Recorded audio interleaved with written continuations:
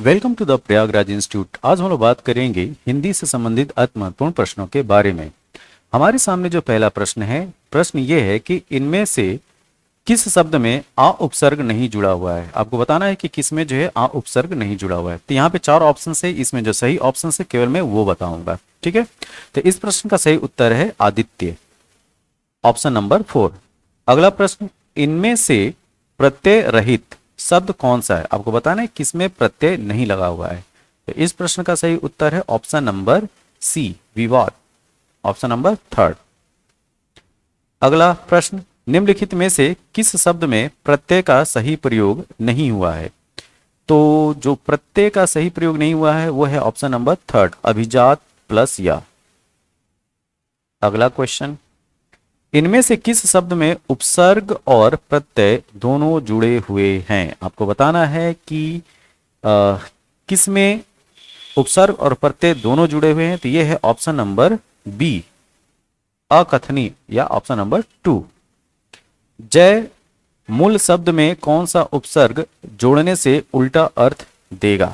ठीक है, तो इसका है ऑप्शन नंबर 2, परा। तो परा में हम जय जोड़ देंगे तो क्या हो जाएगा, पराजय। पंजाबी शब्द में प्रत्यय है, आपको बताना है कि पंजाबी शब्द में कौन सा प्रत्यय है। तो ये है ई, ऑप्शन नंबर 3। कर प्रत्यय किसमें प्रयुक्त हुआ है। आपको बताना है कि कर प्रत्यय किसमें प्रयुक्त हुआ है। तो ये है हितकर, ऑप्शन नंबर 2। भाषा की सबसे छोटी इकाई है, तो भाषा की सबसे छोटी इकाई जो है वो है वर्ण। अगला प्रश्न, निम्न में से कौन सा पश्च स्वर है। आपको बताना है कि कौन जो है वो पश्च स्वर है। तो इसका सही उत्तर है ऑप्शन नंबर 1, आ। तजोमय का सही संधि विच्छेद आपको बताना है। ठीक है, तो तजोमय का जो सही संधि विच्छेद है वो है तेजह प्लस मय, ऑप्शन नंबर 3।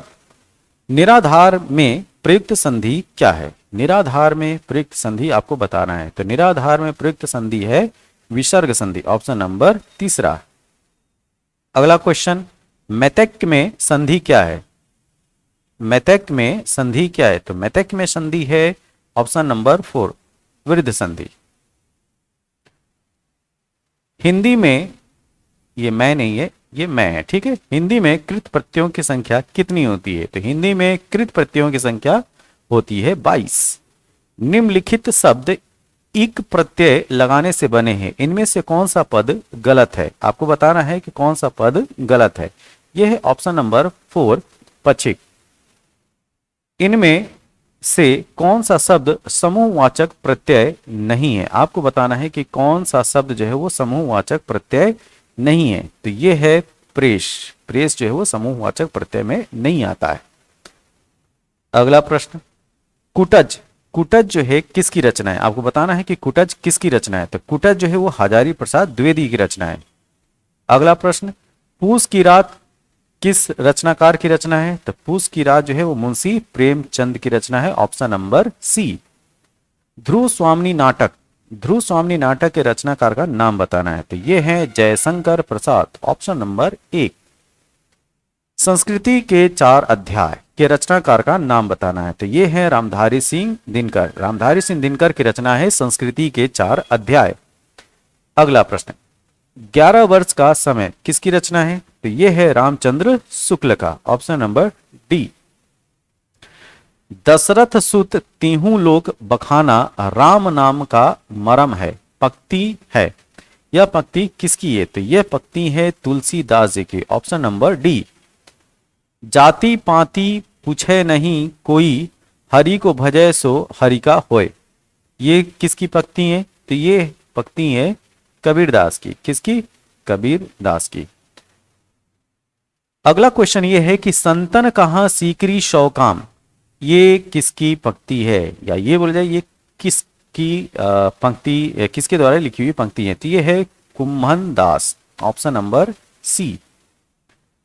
पुष्टि मार्ग को जहाज जात है, ध्यान से देखिए, पुष्टि मार्ग को जहाज जात है, सो जाको कुछ लेना होए लेव, सो जाको कुछ लेना होए लेव। ये किसकी पंक्ति है। तो ये पंक्ति है तुलसीदास जी की, ऑप्शन नंबर ए। तुलसीदास। अगला प्रश्न, गोद लिए तुलसी फिरे, तुलसी सो सूत होए, यह पंक्ति किस कवि की है? तो गोद लिए तुलसी फिरे, तुलसी सो सूत होए, ये है तुलसीदास की। एक सेकंड। पुष्टि मार्ग को जहाज जात है, सो जाको कुछ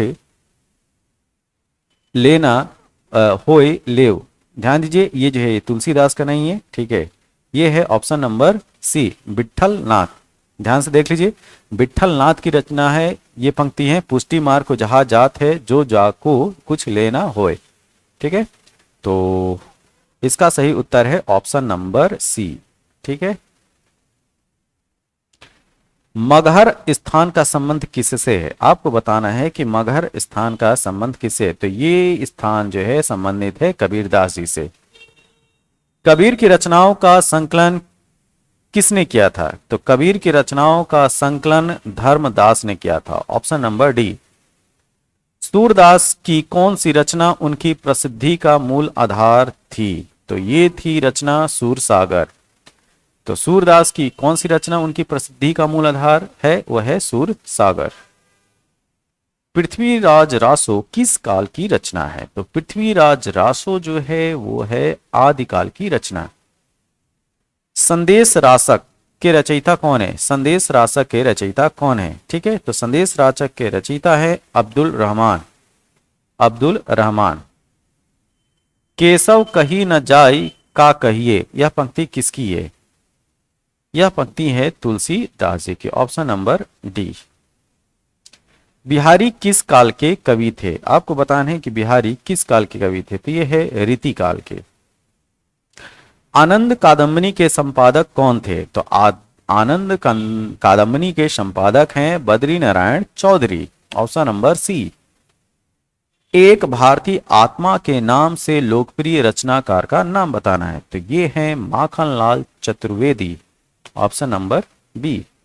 अगला प्रश्न, गांधी जी को राष्ट्र कवि की उपाधि गांधी जी के द्वारा, ठीक है, गांधी जी के द्वारा राष्ट्र कवि की उपाधि किसको दिया गया था? तो ये थे मैथिली शरण गुप्त। मैथिली शरण गुप्त को गांधी जी के द्वारा राष्ट्र कवि की उपाधि दी गई थी। अगला प्रश्न, व्यक्ति को किम कर्तव्य विमूढ़ बना देती है? तो व्यक्ति को किम कर्तव्य विमूढ़ क्या बना देती है? तो ये है दुविधा, ऑप्शन नंबर ए। हिंदी किस लिपि में लिखी जाती है? तो ये है देवनागरी लिपि, ऑप्शन नंबर बी। आधुनिक हिंदी साहित्य की पहली आत्मकथा के लेखक कौन माने जाते हैं? ये प्रश्न बहुत इंपॉर्टेंट है। ठीक, तो आधुनिक हिंदी साहित्य की पहली आत्मकथा के लेखक देवेंद्र सत्यार्थी हैं। कौन है? देवेंद्र सत्यार्थी। अगला प्रश्न, किस कवि को कवियों का कवि कहा जाता है? किस कवि को कवियों का कवि कहा जाता है? तो ये है option number B, Shamsher Bahadur Singh को। क्या? तो कवियों का कवि शमशेर बहादुर सिंह को कहते हैं। अगला प्रश्न, अति सुधो सने को मारग है, किसकी पंक्ति है? अति सुधो सने को मारग है, किसकी पंक्ति है? तो ये है घनानंद की, option number D. Mahavir Prasad Dwivedi ने आदिकाल को क्या संज्ञा दी है? महावीर प्रसाद द्विवेदी ने आदिकाल को क्या संज्ञा दी है? तो ये है बीजोपन काल, ऑप्शन नंबर डी। अगला प्रश्न, अमी हलाहल मद भरे सेत श्याम रतनार, जियत मरत झुकी झुकी परत जेही चितवत एक बार, किसकी पंक्ति है? तो ये पंक्ति है रसलीन की, ऑप्शन नंबर सी, या इनको सैयद गुलाम नबी भी बोलते हैं। ठीक है, हिंदी नई चाल में ढली, कथन किसका है? हिंदी नई चाल में ढली, ये कथन है, ये स्टेटमेंट है भारतेंदु हरिश्चंद्र की। अगला प्रश्न, हम दीवानों की क्या हस्ती है, आज यहां कल वहां चले, किसकी पंक्तियां हैं? तो ये है भगवती चरण वर्मा की। तो भगवती चरण वर्मा की क्या पंक्ति है? हम दीवानों की क्या हस्ती है, आज यहां कल वहां चले। अगला प्रश्न, छायावादी प्रवृत्ति की रचना सबसे पहले दिखाई दिखलाई पड़ती है। ठीक है, तो छायावादी प्रवृत्ति की रचना सबसे पहले किस में दिखाई पड़ती है? तो ये दिखाई पड़ती है मुकुटधर पांडे की रचनाओं में। Option number B, Mukutdhar Pandey की रचनाओं में आपको छायावादी प्रवृत्ति की रचनाएं सबसे पहले दिखाई देती हैं। अब आपको बताना है कि कौन सा विशेषण अविकारी है।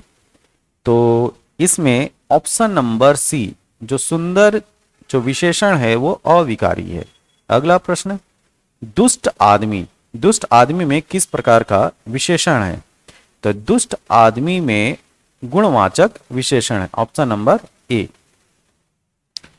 खट्टा दही में किस प्रकार का विशेषण है? तो खट्टा दही में भी गुणवाचक विशेषण है। Option number A.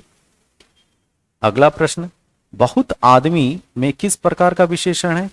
तो बहुत आदमी में क्लियरिटी नहीं है, तो इस वजह से ये अनिश्चित संख्यावाचक है। क्या है? अनिश्चित संख्यावाचक। Option number B. 4 दिन में, 4 दिन में किस प्रकार का विशेषण है? तो 4 दिन वो तो फिक्स है ना, तो इस वजह से निश्चित संख्यावाचक है। ये क्या है? निश्चित संख्यावाचक। Option number B. कौन सा तुलनात्मक विशेषण का उदाहरण नहीं है? ध्यान दीजिए, इसमें बोला जा रहा है कि कौन सा जो है तुलनात्मक विशेषण का उदाहरण नहीं है। तो ये है ऑप्शन नंबर डी, कोमलता। कोमलता क्या है? ये तुलनात्मक विशेषण का एग्जाम्पल नहीं है। गरीब संज्ञा से बनने वाला विशेषण क्या है? ये है गरीबी। Option number A. हर एक, हर एक किस प्रकार का विशेषण है? तो हर एक जो है प्रत्येक बोधक है। क्या? प्रत्येक बोधक। ऑप्शन नंबर सी। तिंगुना चौगुना शब्द कौन सा विशेषण है? तो तिंगुना जो है ये आवृत्तिवाचक है। ठीक है, आवृत्तिवाचक। ऑप्शन नंबर सी। विशेषण प्रयोग की दृष्टि से कौन सा वाक्य शुद्ध है? आपको बताना है कि विशेषण के प्रयोग की दृष्टि से कौन सा वाक्य शुद्ध है। तो इसका ऑप्शन नंबर डी, अनेक छात्र हिंदी नहीं जानते। अब इसमें से ये जो प्रश्न है, इसमें से आपको बताना है कि अशुद्ध वाक्य कौन सा है। ठीक है, तो यहाँ पे 4 ऑप्शन है, तो इन चारों ऑप्शंस को देखिए। ठीक है, अशुद्ध वाक्य, अशुद्ध वाक्य है ये पहला, मंदिर में भक्तों का तारतम्य बना रहा। ठीक है, ये जो है ये अशुद्ध वाक्य है। अगला प्रश्न, कौन सा समूह गलत है? उदक जल, उदक ऊर्जा, ऋतु सत्य, ऋतु वर्षा, शरद आदि, असित काल, आसित खाया हुआ, आरती पीड़ा, आरसी आईना। ठीक है, तो इसका जो सही उत्तर है ऑप्शन नंबर 1। कर बैठ चल, कर बैठ चल आदि धातु का प्रकार है। तो किस प्रकार की धातु का है? तो यह है मूल धातु। Option number 2। सभा में एक एक करके लोग आते रहे, वाक्य में विशेषण क्या है? तो एक एक करके, तो इसमें जो विशेषण है प्रत्येक बोधक संख्या वाचक। Option number 3। किस समूह में कर्मधारय समास है? आपको बताना है कि किस समूह में कर्मधारय समास है। तो इसका सही उत्तर है ऑप्शन नंबर 2, गतांक, काली मिर्च, तलघर। मोहन शेर से डरता है, निम्न वाक्य में आपको कारक बताना है। ठीक है, तो शेर से डरता है में जो कारक है वो है अपादान कारक। Option number 4। आपको बताना है कि अघोष वर्णों, जो अघोष वर्ण है इनमें से कौन है। ठीक है, तो अघोष वर्ण है च, ठ, स, फ। Option number 4। किस शब्द में प्रत्यय है? आपको बताना है कि कौन से शब्द में प्रत्यय है। तो ये है ननिहाल। प्रत्यार्पण शब्द बना है, आपको बताना है कि प्रत्यार्पण शब्द किससे बना है। तो ये बना है प्रति प्लस अर्पण से। किससे? प्रति प्लस अर्पण से। अगला प्रश्न, मानसिक शब्द बना है किससे? तो मानसिक शब्द बना है मनस प्लस इक से। Option number 4। प्रत्यय में कौन सा शब्द नहीं, प्रत्यय से कौन सा शब्द नहीं बना है ये आपको बताना है। तो प्रत्यय से जो नहीं बना है वो है निगल। Option number 4। संकल्प शब्द में उपसर्ग है, संकल्प शब्द में जो उपसर्ग है ऑप्शन नंबर बी शम, ठीक है, ऑप्शन नंबर 2। पर्याप्त शब्द में उपसर्ग है, तो आपको बताना है कि पर्याप्त शब्द में उपसर्ग क्या है, यह है ऑप्शन नंबर 1 परि। प्राचार्य शब्द में प्रयुक्त उपसर्ग आपको बताना है, तो प्राचार्य शब्द में जो उपसर्ग है ऑप्शन नंबर 4 प्र। उच्चारण शब्द में उपसर्ग है, तो उच्चारण शब्द में जो उपसर्ग है ये है ऑप्शन नंबर 3 उत। महात्म्य, महात्म्य शब्द है, आपको बताना है कि महात्म्य शब्द कैसा है, ये है जातिवाचक शब्द। शायद कमरे में कोई छिपा है, अब इसमें ये जो है रेखांकित है, इसमें आपको बताना है कि वाक्य में शब्द है कैसा, ये है ऑप्शन नंबर डी अनिश्चयवाचक। निम्नलिखित प्रश्न में कौन सा तुलनात्मक विशेषण अशुद्ध है, आपको बताना है कि कौन सा तुलनात्मक विशेषण अशुद्ध है, तो ये है कोमलता, ऑप्शन नंबर 4। व्यंजनों के साथ प्रयुक्त होने वाली मात्राओं की संख्या होती है, तो व्यंजनों के साथ प्रयुक्त होने वाली मात्राओं की संख्या ये होती है ऑप्शन नंबर 1 10। नासिक के व्यंजन होते हैं, ठीक, तो नासिक के व्यंजन क्या होते हैं, तो ये होते हैं पंचमाक्षर, ठीक है, पंचमाक्षर, ठीक है। 1 विसर्ग का उच्चारण किस व्यंजन के अनुसार होता है, तो विसर्ग का उच्चारण ऑप्शन नंबर 1 के अनुसार होता है। शुद्ध शब्द का चयन करना है, इसमें से शुद्ध शब्द कौन सा है, तो शुद्ध शब्द है अवश्यंभावी, ऑप्शन नंबर डी अवश्यंभावी, ठीक है, या ऑप्शन नंबर 4। निम्न में से नासिक के व्यंजन कौन सा है, तो ये है ऑप्शन नंबर 2 या, जो पंचम वर्ण होता है वो नासिक होता है। कौन से शब्द में तद्धित प्रत्यय है, आपको बताना है कौन से शब्द में तद्धित प्रत्यय है, यह है मध्यांतर, ऑप्शन नंबर 1। वाक्यांश के लिए एक सार्थक शब्द नहीं है, तो वाक्यांश के लिए कौन सा सार्थक शब्द नहीं है, तो ऑप्शन नंबर 3 मरने का इच्छुक, ये है मुमूर्ष।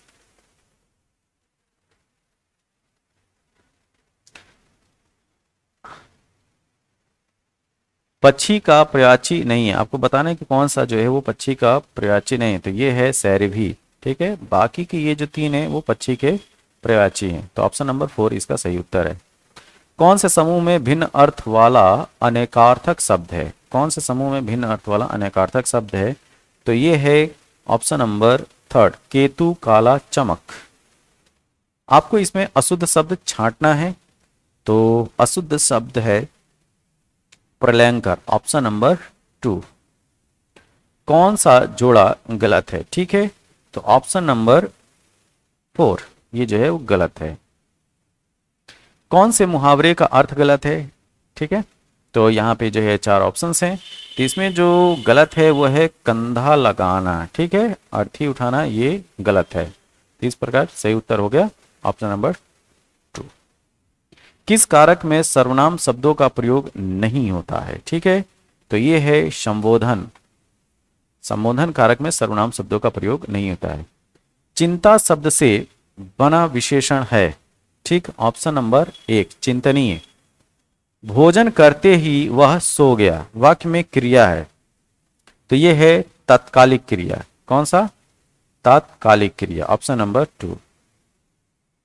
रात में तारों का टिमटिमाना अच्छा लगता है, वाक्य में क्रिया है, रात में तारों का टिमटिमाना अच्छा लगता है, इसमें क्रिया है नाम धातु। अगला प्रश्न, चिड़िया उड़ नहीं सकती क्योंकि वह घायल है, वाक्य है, कैसा वाक्य है ये, समुच्चय बोधक वाक्य, ऑप्शन नंबर 3।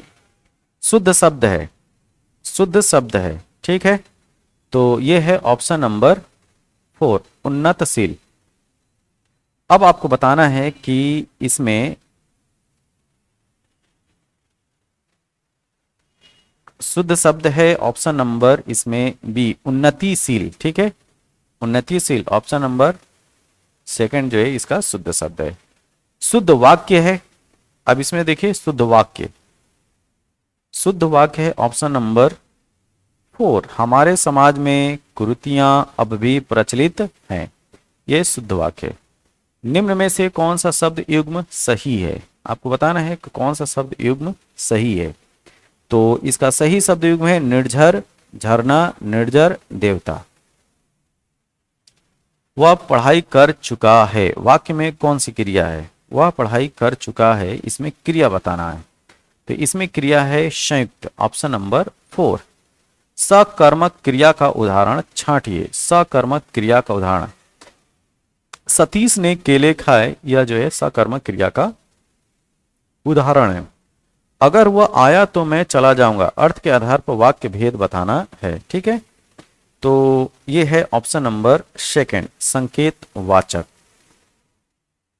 क्या सुंदर बगीचा है, अर्थ की दृष्टि से वाक्य भेद है। ठीक है, क्या सुंदर बगीचा अर्थ की दृष्टि से वाक्य भेद, ये कैसा है? ये है विस्मयादि बोधक।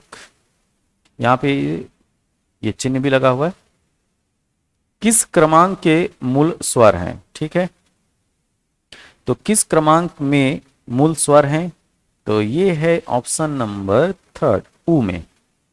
व्यक्तिवाचक संज्ञा बहुवचन में प्रयुक्त होकर निम्न में से कौन सी संज्ञा बनती है? फिर से इस प्रश्न को देखिए। व्यक्तिवाचक संज्ञा बहुवचन में प्रयुक्त होकर निम्न में से कौन सी संज्ञा बनती है, ये आपसे प्रश्न है। तो ये है ऑप्शन नंबर 4, जातिवाचक। थोड़े गेहूं बिखर गए, वाक्य में यह है रेखांकित वाक्य। थोड़े गेहूं बिखर गए, वाक्य में रेखांकित, रेखांकित शब्द में विशेषण आपको बताना है। तो थोड़े गेहूं, तो थोड़े गेहूं को तो आप गिन तो सकते नहीं, तो ये कैसा होगा? अनिश्चित होगा, अनिश्चित परिणाम वाचक।